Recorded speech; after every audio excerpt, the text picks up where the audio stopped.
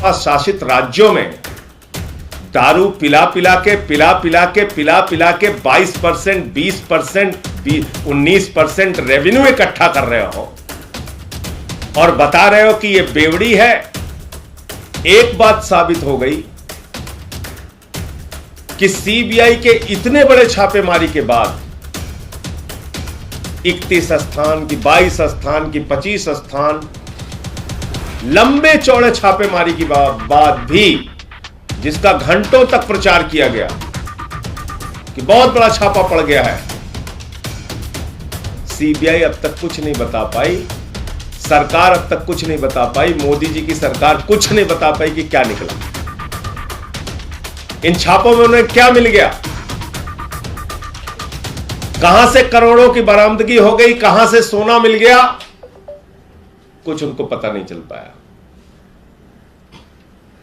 दूसरी बात, excise policy को लेके एक एक चीज करके साफ तस्वीर सामने रखी गई कि उसमें दूर दूर तक कहीं कोई हेरा फेरी नहीं की गई, लेकिन वही रटाया रटाया बयान भाजपा के लोग बार बार बोल रहे हैं।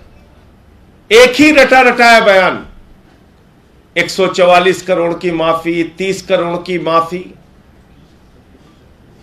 अरे उसकी असलियत तो जानो,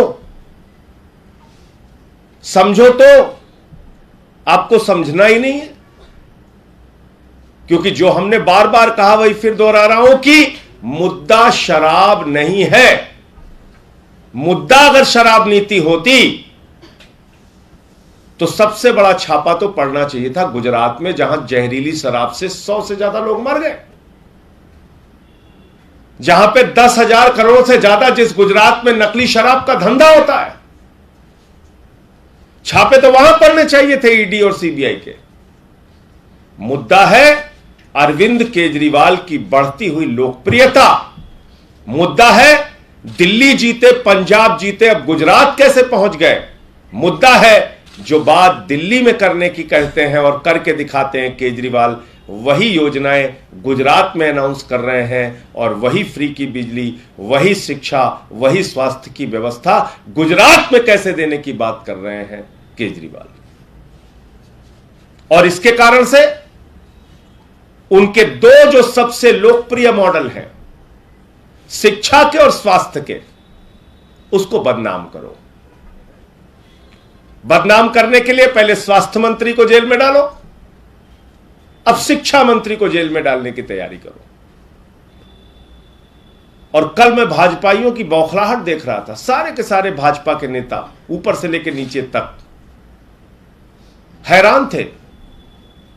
न्यूयॉर्क टाइम्स में कैसे छप गया केजरीवाल के शिक्षा मॉडल का पूरा मामला, न्यूयॉर्क टाइम्स में कैसे छप गया मनीष सिसोदिया की शिक्षा क्रांति, कैसे यह फोटो छप गई। अरे न्यूयॉर्क टाइम्स को तो छापना ही नहीं चाहिए था। और जानते क्या कह रहे थे टीवी चैनल पे, कह रहे ये न्यूयॉर्क टाइम्स तो जो है वो देश के खिलाफ खबरें लिखता है। न्यूयॉर्क टाइम्स तो ऐसा अखबार है जो भारत के खिलाफ कुछ लिखता ही नहीं। तो मुझे एक खबर मिल गई इसी न्यूयॉर्क टाइम्स की। ये क्या लिखा हुआ है, Narendra Modi's rise in India. ये किस में छपा हुआ है, न्यूयॉर्क टाइम्स में। कब, 2013 में। और 2019 में इसी न्यूयॉर्क टाइम्स में हमारे देश के प्रधानमंत्री जी आर्टिकल लिखते हैं, और उनके ट्रॉल, उनकी आईटी सेल की आर्मी, आपको याद होगा ये फर्जी फोटो चलाई थी उन्होंने, चलाई थी नहीं चलाई थी, एक फर्जी फोटो चलाई कि नरेंद्र मोदी जी की तारीफ कौन कर रहा है, न्यूयॉर्क टाइम्स कर रहा है। उसके बाद न्यूयॉर्क टाइम्स ने खंडन छापा कि नहीं साहब, हमने मोदी जी के बारे में ऐसा कुछ नहीं लिखा जैसा उनकी आर्मी चला रही है, आईटी सेल की फौज चला रही है। तो नरेंद्र मोदी जी, आपके बारे में न्यूयॉर्क टाइम्स अगर खबर ना लिखे तो आप झूठी खबर फोटो एडिट करके अखबार में एक फेक खबर बना के उसको चलवाते हैं अपनी ट्रोल आर्मी से, और उसको कहते हैं कि देखिए देखिए मोदी जी की लोकप्रियता कितनी बढ़ रही है।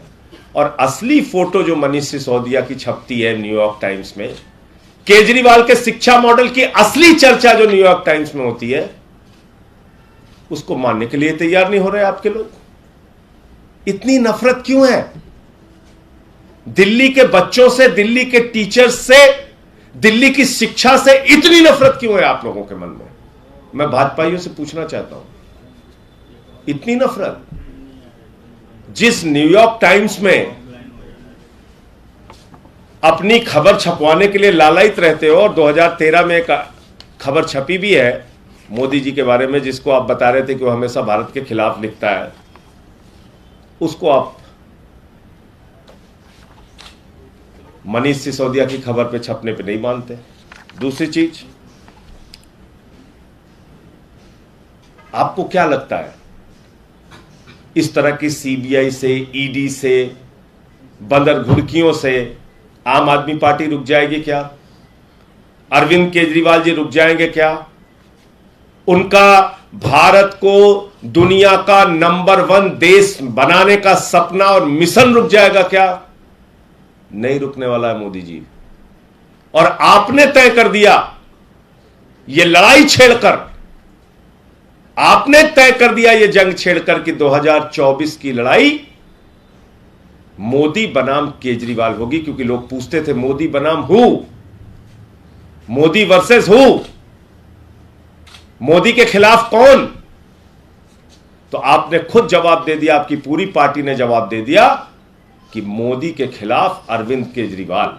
2024 की लड़ाई मोदी वर्सेस केजरीवाल, 2024 की लड़ाई आम आदमी party versus Bharatiya Janata party. और अब आपके साथ कांग्रेस भी शामिल हो गई है, वो भी आपके साथ खड़ी हो गई है। अब एक एक करके मैं हमारे देश के मंत्री अनुराग ठाकुर जी ने एक प्रेस कॉन्फ्रेंस की, उसमें उन्होंने कहा कि दिल्ली में वो सरकार जो बुजुर्गों को तीर्थ यात्रा कराती है, जो माताओं बहनों को बस की फ्री यात्रा कराती है, जो निःशुल्क बिजली, निःशुल्क पानी, निःशुल्क शिक्षा, निःशुल्क स्वास्थ्य देती है, जो बुजुर्गों को, विधवाओं को, दिव्यांगों को 2 गुना 3 गुना पेंशन देती है, वो बेवड़ी सरकार है। ध्यान से सुनिएगा, शराब बेचकर किस राज्य में कितना राजस्व आता है, कितने धन की प्राप्ति होती है, उसका मैं आंकड़ा पढ़ रहा हूं, और आप अंदाजा लगाइए कि बेवड़ी सरकार कौन है। पहली बेवड़ी सरकार योगी आदित्यनाथ की सरकार, उत्तर प्रदेश की सरकार। कितना राजस्व आता है शराब बेचकर?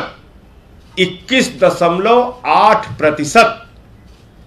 दूसरी बेवड़ी सरकार कर्नाटक की सरकार। कितना राजस्व आता है भारतीय जनता पार्टी की सरकार को वहां पर? 20.6%। तीसरी बेवड़ी सरकार मध्य प्रदेश की शिवराज सिंह की सरकार। कितना राजस्व आता है मध्य प्रदेश में? 19.9% शराब बेच के बेवड़ों की पूरी फौज खड़ी करते हो और दिल्ली की सरकार को बदनाम करते हो।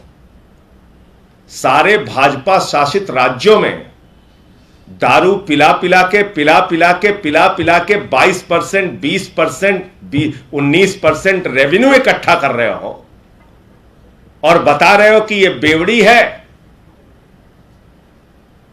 खोज की जाए क्या कितने बेवड़े घूमते हैं भाजपा में, कौन कितने बजे दारू पीना शुरू करता है और कब खत्म करता है। चर्चा करोगे इसके ऊपर? बताइए आप, योगी आदित्यनाथ जी की सरकार 22% राजस्व शराब बेच के कैसे पैदा करती है? बताइए मध्य प्रदेश की सरकार 20%, 21% रेवेन्यू कैसे पैदा करती है? कर्नाटक की सरकार कैसे पैदा करती है 21% रेवेन्यू? और भी तमाम राज्यों के दिए हुए हैं। तेलंगाना में है 15%, आंध्र प्रदेश में है 11%, राजस्थान में है 14%, तमिलनाडु में है 5.8%, हरियाणा भारतीय जनता पार्टी की खट्टर की सरकार। कितना रेवेन्यू आता है यहां पे? कितना रेवेन्यू आता है? 13.7%, 14%। यह हरियाणा की खट्टर की बेवड़ी सरकार। आप टीवी पे बैठ के, चैनल पे बैठ के प्रेस कॉन्फ्रेंस करके कुछ भी बोले जा रहे हैं। 144 करोड़ माफ किया तो मनीष सिसोदिया को कितना मिला और इनको कितना मिला? अरे कुछ अता पता है? ये साउथ एमसीडी का अकेले में पढ़ रहा हूं, और पूरे एमसीडी का मिला के लोगे तो कोरोना के समय में करीब करीब टोल का 85 करोड़ रुपए माफ किया एमसीडी ने। 85 करोड़ रुपए। एक भी ईडी, एक भी सीबीआई गई एमसीडी के पास, पकड़ा एमसीडी के अधिकारियों को, पूछताछ हुई बीजेपी के नेताओं से। टोल वालों ने कहा भाई कोरोना के समय में लोग निकले नहीं, हमारा माफ कीजिए लाइसेंस फीस। 85 करोड़ रुपए एमसीडी ने माफ किया। फिर आउटडोर एडवर्टीजमेंट के लोग, वो गए एमसीडी के पास, उन्होंने कहा अरे भैया हमारा तो जो विज्ञापन लगा था उसको लोग देख ही नहीं पाए क्योंकि कोरोना लगा हुआ था, लोग निकले नहीं घर से। तो कितना माफ किया मालूम है? 100 करोड़ रुपए। कितना हो गया? 185 करोड़ रुपए। इसी तरीके से रेलवे ने माफ किया है, मध्य प्रदेश की सरकार ने माफ किया है, कर्नाटक की सरकार ने माफ किया है, हरियाणा की सरकार ने माफ किया है। ये सारे डिटेल अभी आपको दे देता हूं।